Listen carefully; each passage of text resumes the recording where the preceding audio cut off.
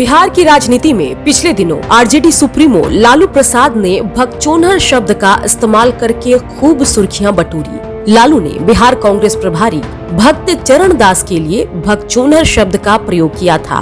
लालू के विरोधियों ने उन पर हमला किया और कहा कि उन्होंने भक्त चरण दास के लिए अपशब्द का प्रयोग किया है। तो लालू ने अपने बचाव में कहा कि इस शब्द का बिहार में अर्थ होता है नासमझ। अब लेकिन बिहार की राजनीति भगचोनहर से आगे बढ़ चुकी है और अब एक नए शब्द की एंट्री हुई है, लबरी। बिहार की राजनीति में लबरी शब्द की एंट्री पूर्व मुख्यमंत्री जीतन राम मांझी की बहू दीपा मांझी ने की है। अब आपको बताते हैं कि पूरी कहानी क्या है और लबरी शब्द की एंट्री बिहार की राजनीति में कैसे हुई।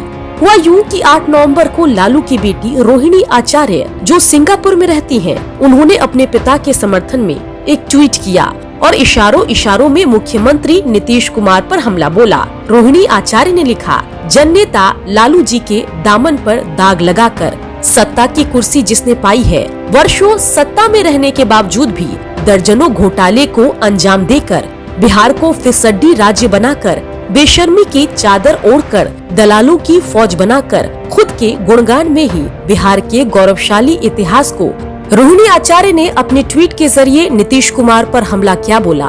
उनके बचाव में जीतन राम मांझी की बहू दीपा मांझी मैदान में उतर गई और रोहिणी के ट्वीट पर बिल्कुल ठेठ अंदाज में जवाब दिया। रोहिणी आचार्य पर पलटवार करते हुए दीपा मांझी ने उन्हें सिंगापुरिया महारानी कहा और लबरी बताया। दीपा मांझी ने ट्वीट किया, अरे हमर सिंगापुरिया महारानी, लालू चाचा के दामन पर दाग कोई नहीं लगाया है। गाय गेरू के चारा चोरी में शिवानंद तिवारी चाचा के कृपा से उनको कोर्ट सजा दिया है। अब सजायाफ्ता तोहरा जननेता लग रहे हैं तो एकरा से बरदलाली का होगा।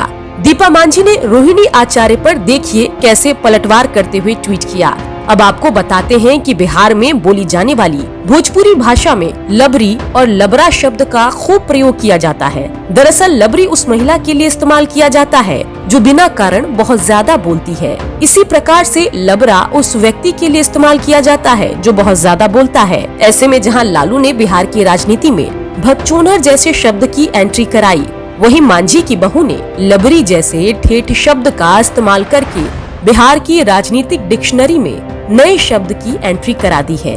पटना से रोहित कुमार सिंह की रिपोर्ट।